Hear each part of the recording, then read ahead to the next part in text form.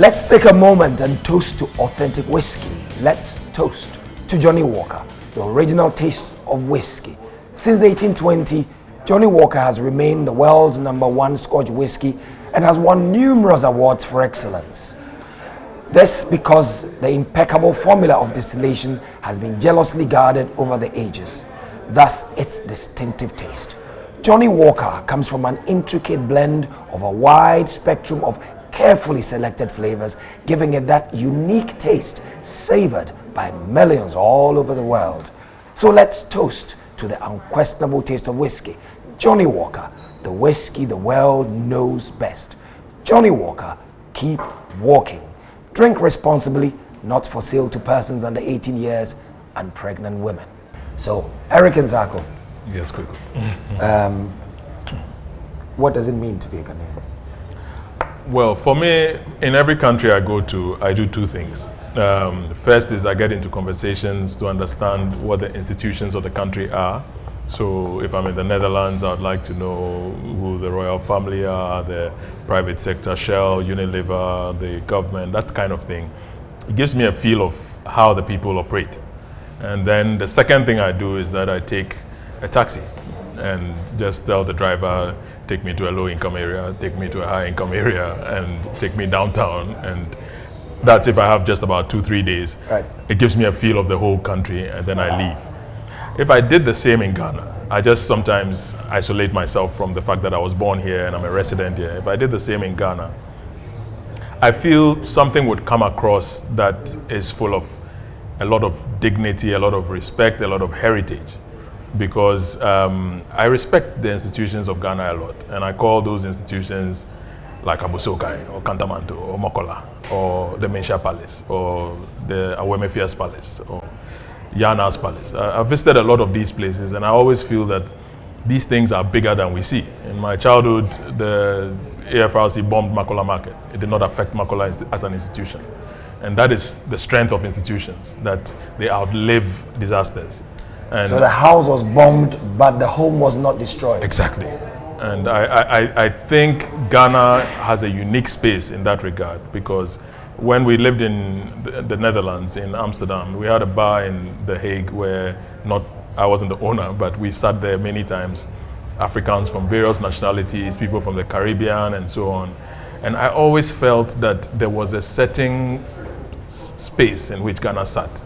And whenever something had to be situated for serious and rigorous evaluation, people wanted to hear the views of the Ghanaian experts. And it goes, the Ghana Army and all of that. There are a lot of institutions that we take for granted because many people have profiled an institution as maybe a university or a multinational corporate and have not looked at what we have as an indigenous culture. Once you do that, you realize that Ghana speaks for a lot of heritage. And all my life, I'll be 47 in April, and all Ghana has given me has been pride, dignity, respect. Everywhere I go, in and out of Ghana, when we have a conversation, I used to work in systems, and sometimes you would give a person a system or you would give an institution a system and they would first be intimidated. Can we do this? But if you manage to appeal to those sensibilities that you did this before and you did that before and you are the same organization and you are the same society, they always make you proud. I haven't had challenges in a field in which many people have seen failures. And that's because, for my experience, Ghana was a symbol of capacity, ability to deliver. And I always appealed to that and I always got results. So yes, that's what I consider to be a Ghanaian. A Ghanaian is is constituted by rich heritage, constituted by innovation and capacity to deliver.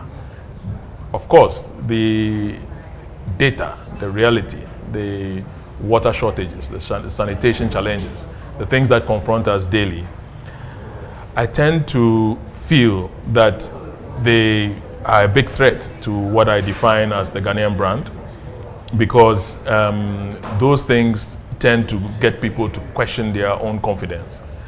I do not believe that they should. I believe that we should actually see those as things to surmount because every society has its challenges based on its environment, based on its history. It has to deal with them, and you have to leverage the strengths to be able to conquer those.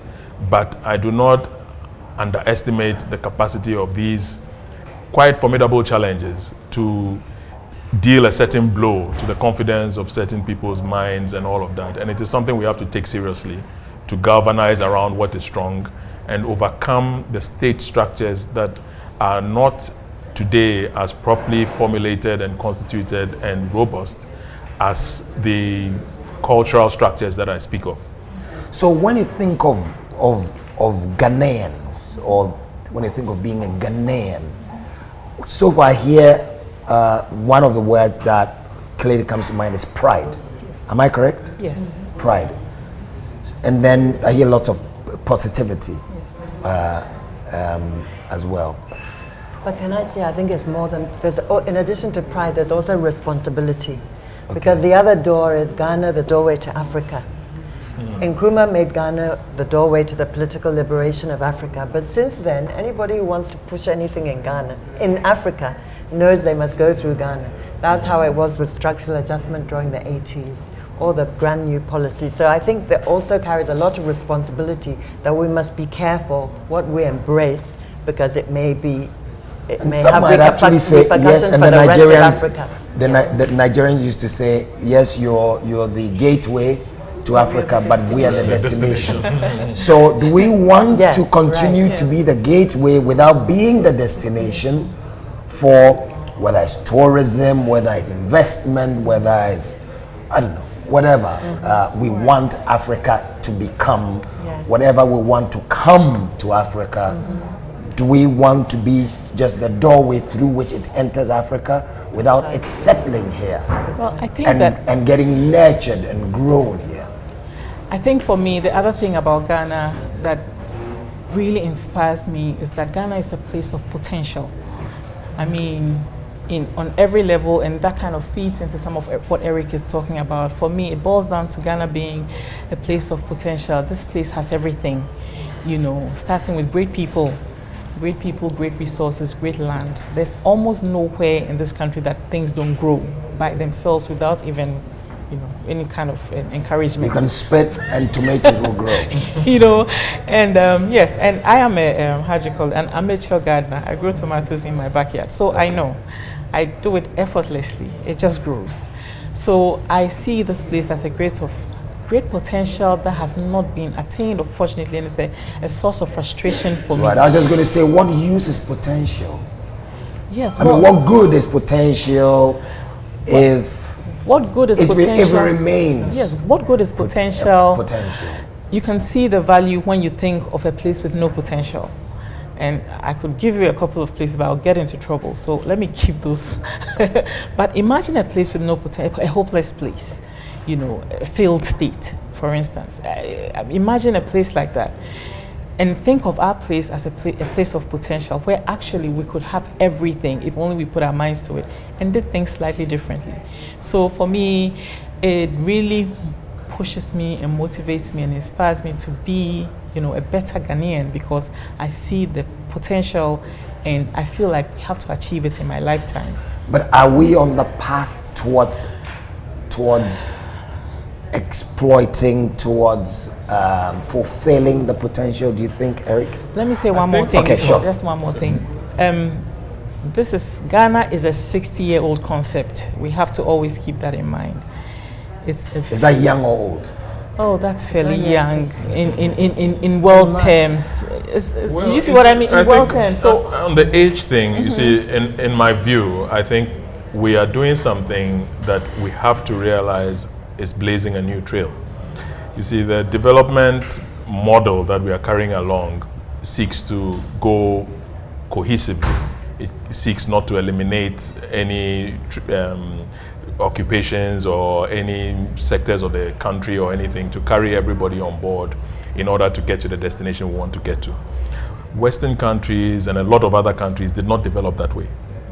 A lot of countries developed on the back of annihilation of groups, colonial adventures, a lot of other stuff, which we are going without. We are going with a different value system, which I think is healthy.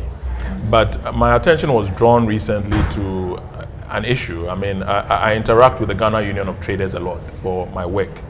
And in one of such interactions, the president asked me that, was I aware that their registered membership was over 2.5 million? And I said, definitely not. And he said, well, they are Ghana. They are the occupation of Ghanaians. But somehow, he gave me another analogy that he used me as the example, that he's sure that if I had to meet the MD of a corporate empire or something, I go a bit more kitted than when I have to meet the biggest Kantamanto trader. And that is a certain false value system in our minds that we are going to develop by creating another generation of maybe a lot of bankers and a lot of factory engineers, like where some of us started and all of that. But in actual fact, the big corporations of the West developed from the innovation of the trades that exist in their society, which may not exist here in the same form. So we are actually the Smiths and the brewers, and I mean, when I worked for Heineken in Amsterdam, the Heineken Museum has been preserved over 5 generations of the Heineken family. The first one did not use the high-speed bottling line, which is in Zoeterwoude, Holland today. So out of those values, innovation comes. I think there's a certain, quote unquote, no offense, man, there's a certain laziness about making the linkage between what we want to do. You see, it takes a lot of Sorry, what did you say? I said, would you call, is it a disconnect, or would you really call it laziness? Is Or it lack of leadership. I call it philosophical laziness, because there's a lot of thinking involved in seeing what you have, the prosperity you want to create, and how you go from one to the other. If you see, even in the States, Steve Jobs died over 5 years ago. Apple is now worth 5 times the revenue that it made in his years. But Apple has not innovated in the 5 years. Under Steve Jobs, they created the iPod, the iTunes, the iPad, the iPhone. Every time there was something else coming out. So you see that the US society confronts the CEO of Apple, not over the wealth that he's created, but to ask him, what are you doing about innovation? We are worried. And sometimes the market votes with their feet to drop the share price of Apple, to remind him that the real ethos of the society is not just generating cash. But if we don't get that right, and you realize that there are people like what the Guta trader was telling me, there are people who are going out there and seeing what are the unique things. It could be the smartphone and how to price it low, because it's a challenge for the whole world. But in Ghana, you realize by the unique feature of how we use our phones, most people want to use just WhatsApp and Facebook and some of the basic stuff. So it means that some Chinese models that might not work in the Western world might work here. Based on that unique profile of Ghanaians, a cheaper phone is in the hands of many Ghanaians. It might be an imitation, it might be whatever. But what are we creating out of that? I asked Nana Pejahene the other day on our platform that could we do a virtual tour of their palace in Tafo and put an app there, because Nana Pejahene being Nana Jana painting. That's right. Right. Because well, I don't have his permission to mention his palace on air, but it was a conversation we were having, because not because it will work, but I'm just saying those we've had meetings with painters, and I've seen wonderful works of art being created, and the people completely bankrupt.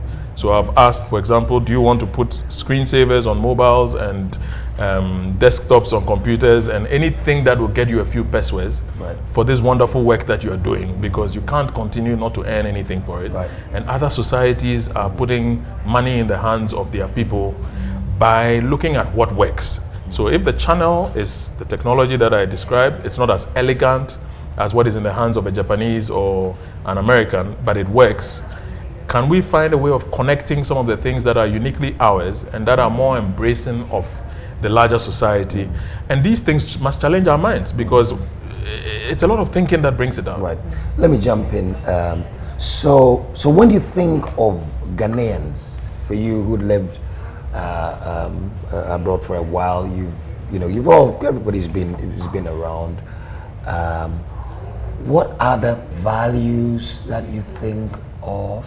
What values represent us? What is our ethos? Is there one? Peace. Peace.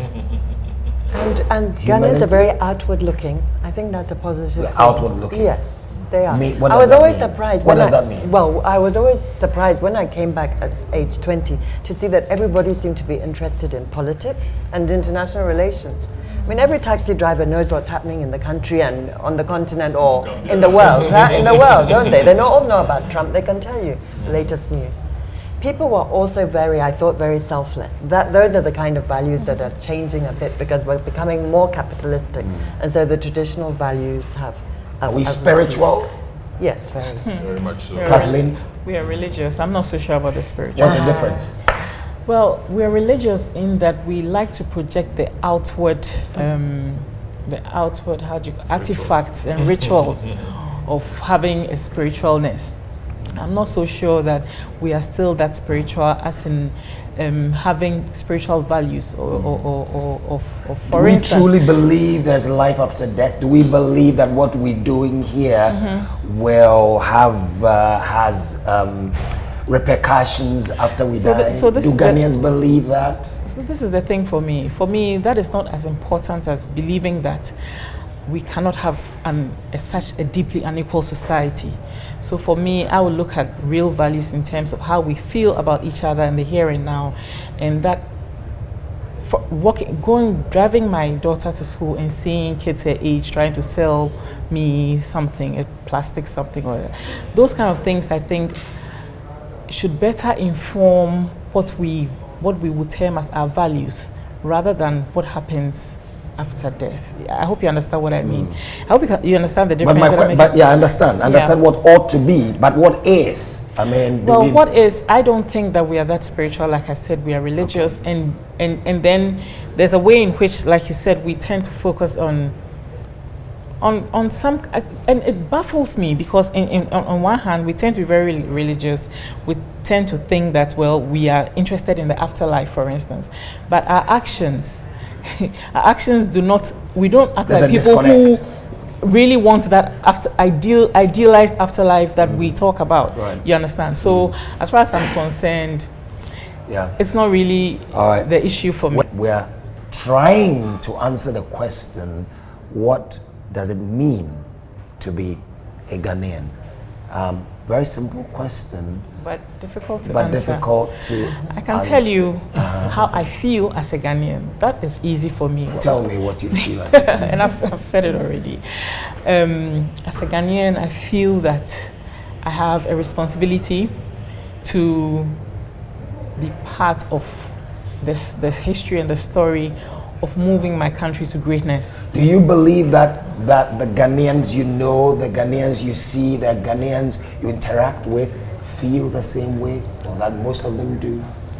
Not necessarily. Many do, but not necessarily everybody that I interact with or everybody that I see around. I feel that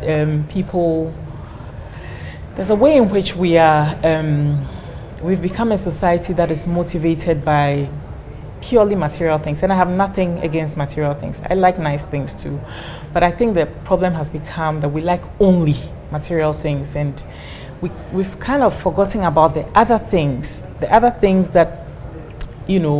will help us attain our full potential, because materialness alone will not, chasing the cash alone will not be the way. It's not the way. So I am particularly concerned about living in a just society, which is something I've even written about. I yearn for it. I yearn for a more equal society, a more just society. So in my Ghanaianness, I feel like I should contribute towards that, towards building that. Do you think that a just society is something Ghanaians generally want? Freedom and justice I believe that's so. That's a national motto. I believe so. But do you think that that's what Ghanaians really want, or is it just something that's on the crest, on the... I think, Ghanaians want it. I think Ghanaians are... Do you think it's a reflection of what we want, or it's there and there's a disconnect? I think it's what we want. I think we want. If you look at the family system in Ghana, there's a sense in which I sometimes actually worry that there's a bit of a skew towards the priority given to adults as compared to the priority given to children. So you see a lot of prosperity being distributed among, if you like, quote unquote, the less fortunate adults. But the suffering of a child is considered as, I don't want to generalize. I'm just saying that sometimes you see isolated instances of certain things which get you worried about what the concept of justice is. But our biggest problem is poverty, and I don't like it to be confused with our profile.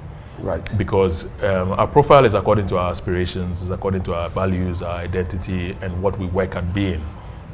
We are dealing with a massive problem of poverty, of lifestyles that are not at the level of quality that they deserve to be. And that, to me, is a different project altogether. And it needs to be worked at. I don't subscribe to the view, which is quite common nowadays, that poverty is caused by the culture of the people or the attitudes of the people and so on and so forth. I believe that every poor person does not like being poor. Right. And in a society of this nature, there's a certain obligation on the identified elite. Somebody might not consider themselves elite, but if the society has imposed that segment on you, you have to live up to certain obligations. And that includes thinking through this project that we speak of. We're taking a quick break and we'll be back in just a second. You're watching The Lounge.